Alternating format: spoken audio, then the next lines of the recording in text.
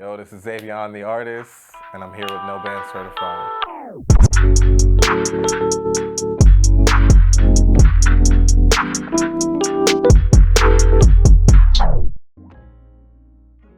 I'm an artist, I've been doing this for 5 or 6 years at this point.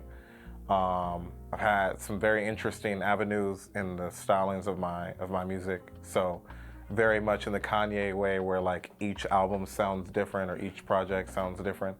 I'm from Chicago, but half of my life has been spent in Rome, Georgia. So those cultures clash pretty heavily. One is more rural, the other one's urban. So yeah, I had a lot of culture clashing that a lot of other artists don't really get to experience. So my life was interesting. I moved around a lot every year, so every time the lease went up, sort of thing. A lot of my summers were spent in my grandma's yellow house. A lot of winters were spent at home. I was an only child for a long period of my life, up until like 2006, with my first sibling. And so my first sibling passed immediately, like out of the womb, sort of thing. So like that was a big deal. And then my other sibling, Zaya, was born, and so she was born prematurely. So she moved, or we had to move because of the weather issue. So that's how I got to Rome. But in regards to Chicago, yeah, it was interesting. I saw a lot of like exceptionalism in Black people, and like I had a lot of respect for my mother's side in the women, and the same thing from my father's side, but in the men. And so I saw like my father sacrifice a lot of himself for me, and I saw a lot of my mother sacrifice a lot of herself and a lot of family stuff for me. So it was interesting. I think that it's pretty segregated. There's a lot of Black community and there's a lot of white community, but they are very far away from each other. If you're not in Central Rome or an extension of Central Rome, then you're separated from everybody else. The North Rome has no idea what South Rome is like unless they have to commute there, that sort of thing. And even if they commute there, they're still indifferent. They're disassociated from each other.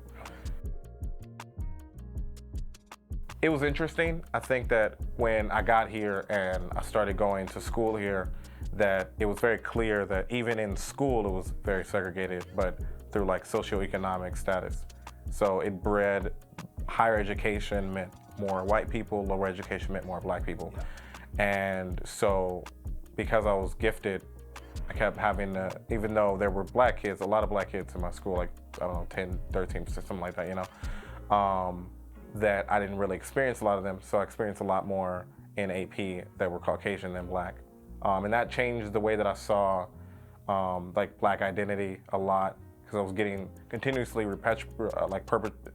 perpetuated. There was a lot of perpetuation happening with like, what does Black mean? What does being Black mean? What does acting Black or acting white mean? And these like really toxic and negative ways of viewing Black boyhood, which, it shaped the views that I saw Black people look at me as and the views that I saw white people look at me as, and it like changed the way that I thought about myself a lot. I don't think that there's the issue is that when you have such a nuanced label, but to be reductive, you'll find a billion contradictions. So if you say like, what is a table, and you say, well, it has legs, and some tables don't, or it's like, well, it has, it's wood, some aren't, So I think with Blackness, it's just melanation, really. That's just an identifiable way that we've categorized people through skin color. It's not a way of thinking, it's not a habit, it's not a behavior, it's not a specific people, because Africans in Africa, they don't look at indigenous Americans, African Americans, the way that we look at, Africans, stuff like that. Like we see a difference, and so to categorize what Black is just only harm the people that it contradicts. I would say biggest life lesson, you don't know what you're doing, you don't know where you're going, but whoever you're blaming, it's not their fault. Yeah, so I did it in high school, or I did it senior year in high school. A friend of mine just like looped me into it, and I was like, well, we'll see how this is. And it was interesting. It was Hello Dolly, and I can't remember the character's name. It was Rudolph, I think. And it was weird. It just wasn't like what I'm used to. So I don't really express myself outwardly like a lot of other people do, and so, or at least emotionally, with emotion. Like I can be like, hey, you know what I'm saying? You know, I can be like that, but it's not with emotion, with vulnerability. And so with theater, there's a lot of physicality that comes with it, and a lot of emotionality that comes with it. And I wasn't used to it, but I really enjoyed it because I don't do it often, and come to find out, I'm really good at it. And so from then on, I started doing community theater through, again, people pulling me into it because of like, you know, the necessity for men, because men aren't often in theater. So they need to find men that can sing or that can dance or are competent in, you know, reading, you know. So I started doing it with friends like Haley Pendleton, and they pulled me into it, and I started to later on actually audition for roles. And then Gail Deschamps pulled me in and asked me to be Horatio in a Shakespeare festival. And shout out to Rome Shakespeare Festival and the Rad Playhouse and Rome Little Theater. But Gail Deschamps like really changed the way that I looked at theater as a whole, made me treat acting as a serious thing. And I played Horatio in Hamlet, and it like changed the way I looked at acting and emotion and expressing myself. And it like made me look at music differently, because there's a lot of musicians that they don't know that there's so many other ways that they can perform their music, that there's more ways that they can make themselves vulnerable without having to say something that's vulnerable, you know, where what you're saying means something to you, but it may not mean something to someone else. And so you have to find a way to make that matter to them. And in Shakespeare, they're speaking essentially in gibberish to people. But when you see it performed on stage, you see like this level of like resonance that doesn't happen while just reading it.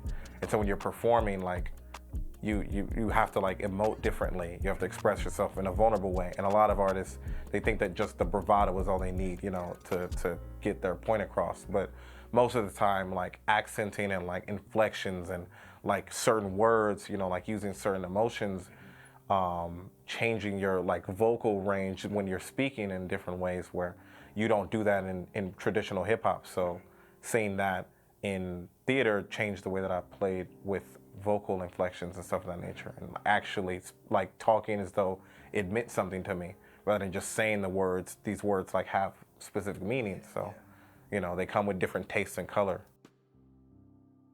Man, so like my mother specifically, and my grandmother loved, you know, soul music, and my grandmother loved soul music, Canary, and my mother loved neo soul music, and so like the music soul childs of the world, and I'm like, is he, you know, I'm like, yo, this is, you know, amazing, right, you know, and a lot of blues and jazz are instilled in contemporary R&B. And so like the Chris Browns, the Ushers, the Beyoncés really, and the Luther Vandrosses, the Marvin Gayes, you know, the Isley Brothers, all of them had like these influences that now like emulate a lot when it comes to jazz. Describe my most authentic self. I would say it's probably that it's an awareness that I don't know myself, which sounds pretentious, but what I mean is that like I don't know myself well. Like I'm okay. Like I'm confident in knowing that I'm constantly figuring myself out. And so when it comes to my like fashion sense or my music style, it always changing. I'm always interested in something different. There's always a new influence that I'm dragging in. Yeah. So I would say definitely the awareness that I'm constantly finding something new or figuring something out about myself. What is it? What is a bitch ass nigga? Okay. I think it's someone that is, I don't know. I think it's the exact opposite of me. The contrast, the thought or the concept, the belief that they know themselves so much so that they can dictate what they see around themselves. So, you know, an artist that's like unwilling to waver in how they think about themselves or their art or etc. I can't, like, someone that's just like flat out like unable to, like they're stubborn to such a degree that they aren't even listening. I don't know. Yeah, that's probably my, yeah. Okay. How did I get into making music? I would have to say that it was MV. MV. He was DJ no, MV, as in like EMMV. He's an artist in Rome, and he knew of a producer, and he was already working with him, and he pushed me to do something. It was after like a bad breakup, and so I was like writing a lot, and I wanted to make something, but I didn't really, I wasn't confident. It was really angsty. It was super angsty. You'll never find that music, I promise you, on me. You're never finding that music. It was under a different name too. That's also a thing, like in regards to the other question about like aesthetic or myself, is like I've changed my name 3 times. Because I was like becoming more full of like aware of myself. But in regards to who, where I started, yeah, it was with B Kid and with Rucker Beats, and like both of them and MV pushing me to like try and make music. Yeah. Yeah, so there was a lot of I was writing for a while about like specific things. When I turned 24, it didn't feel any different from being 23, and that was a problem. So when I turned 24, it was like not necessarily a wake-up call, but it just felt like there's a problem with being 24 after being 23 and it making no difference to me. And so I was like, I'm looking at myself like I'm not doing what I should be doing, where like I know, like I'm not making the milestones that I want to make. And so I started writing through that mindset, and normally I don't write this way, but I was compounding these ideas or these topics and just writing through those topics for months. And then I was writing about like Black identity and about like my upbringing and where all that stuff came from. So at first it was like, about being 24, and then it went from being 24 and like my mother being my age, and then my upbringing and how that cultivated into where I am now, and then just the different facets of where those ideas come from, and like then why do I think being 24? Why do I think my age and what that looks like matters? And it's like, is it from society, or is it from myself, or from my father, or how I look at myself, etc. And so perception, yes. Perception is what drew me to these songs. And then Boyhood, after the wake of Chris Rock and the Will Smith debacle, it sort of cemented that what I was writing about, it sort of like helped to fill out. So like I already had the stuff written, but then it like put it in perspective, because it wasn't about just simply Will Smith slapping him. It was more about that dynamic, where those two people come from. One being seen as the atypical but extremely hardworking Black man that's not seen as like a sex symbol or anything like that, and it's a comedian. It's a career that like you have to get your ass whooped for months upon years to even be seen as decorated, let alone become successful. And then Will Smith is like the typical Black experience since Boyhood of like thinking that you need to be this swaggered out Black kid. And so like in Will Smith's Fresh Prince, he became that persona afterwards, where he was with Jazzy Jeff and whatnot. And neither one of them necessarily asked for those perspectives or those ways of living. It was just like put onto them. And so like when I saw that dynamic and him walking away from the slap, not slapping him, but not wanting to, like knowing that he's not gonna fight back. And it like changed the way, it was like, that's interesting. That, and the fact that people were more quick to look at Will Smith and say like he's going through something and he deserved it, than to say he's going through something and didn't deserve it. And I was looking at both of those things and trying to figure out why, and it's like power differentials, and like why did he feel the need to do it, and why did he feel the need to not do it, like not respond, where like you could hear the whole like Chris Rock like, oh, I could, and it's like that holding back because he feels as though like this is the role that he's solidified himself into.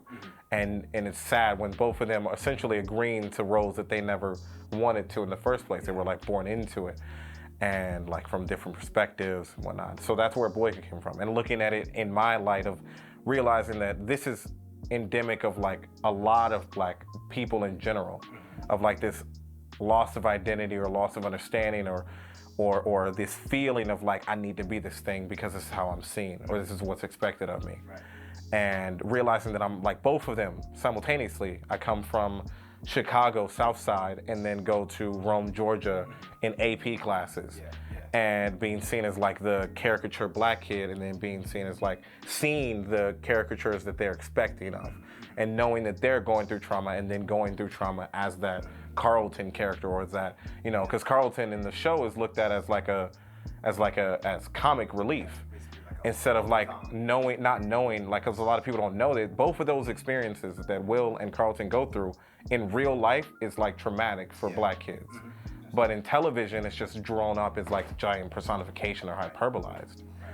And yeah, that's really the focus of that song, is like pulling all of that stuff out of myself and being blunt and honest about it. Being like, look, this is the way I look at like myself, and this is how I saw myself from how I thought people saw me. You know, the white people weren't trying to do that. They didn't even know that they were doing that, but that's how it instilled into me, the whole like numbness, or making me not want to speak about things, or making me see myself differently, or not even knowing it. And then later on in my life, now that I'm 24 and I'm looking, I'm like, dog, I don't know myself at all. Like, I don't have real answers about any of these things. So at the end, when it's like, you know, it hurts more to the people that love me, all the people that think that they know me.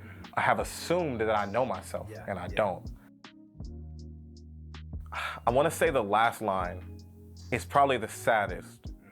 You know, what hurts more is the people that love me figured I've answered these questions. Life ain't funny like the Fresh Prince. Like, going back into I feel like so many lines reference to a different point in the rest of the song. So the version that people want, that's like the Fresh Prince of like being like whiplashed into a new life and just like charismatically figuring out, isn't real. Like, it's not, it doesn't happen. And if it does, that person's going through like crazy amount of PTSD when they aren't in that area, or they're just like cognitive dissonance always happening. I think the last line, obviously the first like couple section, the first couple lines in the second verse, the cigarettes rest on the best corner nest that rests upon a child, soldier the pond is pawned off. Aren't they innocent? Information age at the ignorant. That's, look what I become, am I so different? 2 generations separated, flying the milk experience. That's like probably one of my favorite pockets I've ever written in. And because the cadence changes in tempo the entire time through it, which is to reference this like disconnect of like, I don't think people realize that these examples that you want out of that charismatic Black kid is not the pretty one that you're expecting. And then the version of, you know, and then looking at myself, like knowing that I'm a generation separated from being exactly the thing that people think that I should be like, or that I think that I'm disconnected from, that I don't feel Black enough to be these experiences, that I'm one generation separated from it. Like, am I really that different, you know? Yeah, I don't know. I think those are probably the standout lines for me. Yeah, that what you see on TV it's not real. That's not the Black experience. What you probably think the Black experience is, it's not, especially in the Boyhood aspect. Like, Black children today are not living the life that you think they are. So the IGN, like the exaggerated swag of a Black teen, no, that's not real. Like, whatever example you have is not authentic. And if you are Black and you're looking at your boyhood and realizing how much of it is affected by someone else, how much of it is disconnected from your individuality, it's really like, it's taxing, but it's therapeutic and it's needed. Several directions. I want to help to create more artists and develop artists, and I want to bring them to the spotlight. But I also, whenever I want to make music, it's because I feel like there's something that I'm not, that's not being talked about, or it's not important enough to people, and I think that it is. And so I want to continue to maintain that level of consistent, like rhetoric and narrative that comes from my work.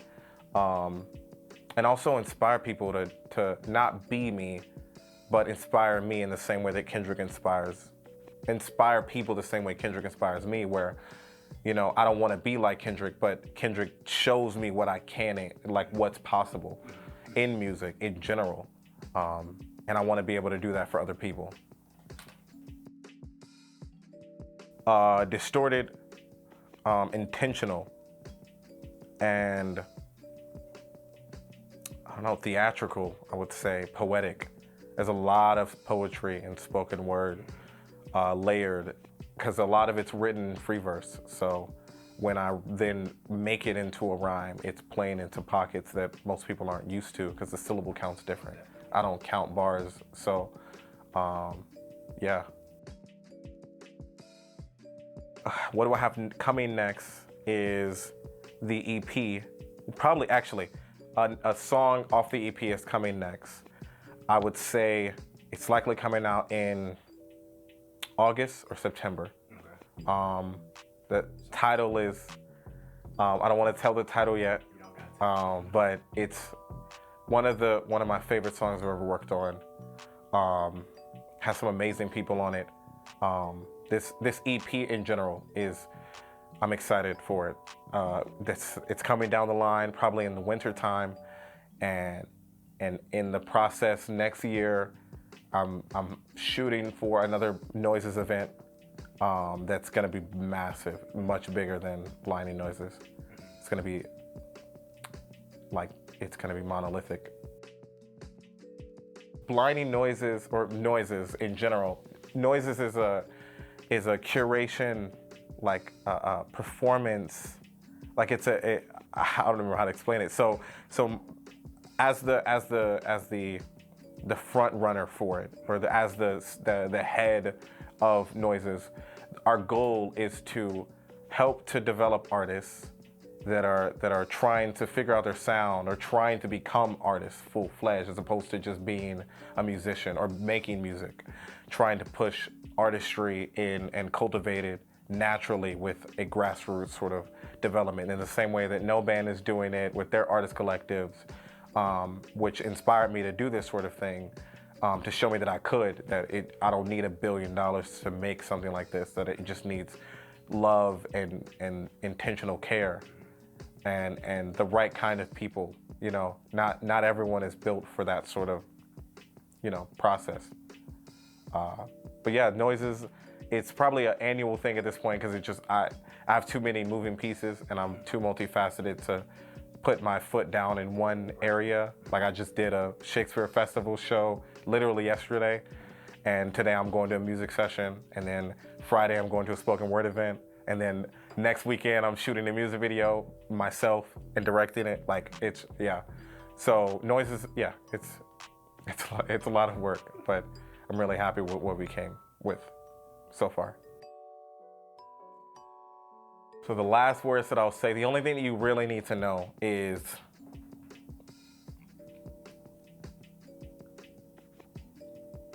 the only thing that's stopping you from doing whatever you want to do is you, which is pretty cliche, but the human mind and body is exceptional, and we only push maybe like 10% of it throughout our day. And we think that we are like, we don't realize that our engine is really at 300. Like, our miles per hour can go to 300, but we only push 35 because that's how we need to get through day to commute. But then you try it once and you go to 70, you're like, I don't like this. This is difficult on my engine, on my thought process, on my mentality. But your car can go to 300, and there's no reason to stop yourself.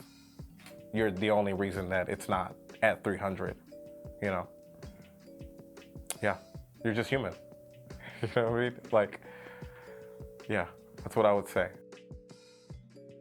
You can find Zavion the Artist on Instagram, is where I post most things in regards to my music. You can find any of my music on every streaming service except SoundCloud, which I guess technically isn't, but anywhere that music is accessible, it is there, under the name Zavion the Artist. Do not look up my other artist name. You will not find anything, and if you do, I will hunt you down and you will be, you know what I mean? I'm not gonna say it, you know, I'm trying to, allegedly, things will happen to you, you know what I'm saying? Yes, my last album is Wishy Washy. Please listen to it. It's my favorite thing I've ever worked on. Some of the standout tracks, Lincoln, The Boys 2, Take 900, Miser, Laundromat Interlude, shout out Haley Pendleton. Yeah, shout out Rome, shout out Chicago. Shout out to Shamar, shout out Bimbo, the whole Rome Collective, Daywalk, Early Way. Shout out No B.A.N World, shout out all the affiliates. They've like opened an entire other door of music and the musicality and business that I was not even privy to in the first place. And without them, you probably wouldn't have Noises. You probably wouldn't have me pushing myself or the people around me nearly as hard to develop seriously curated music. So thank you all. Thank you for having me. Thank you for being here, man. Yes. Appreciate you, bro. Absolutely, absolutely. Xavion the Artist, Yes, man. sir. Yes, sir.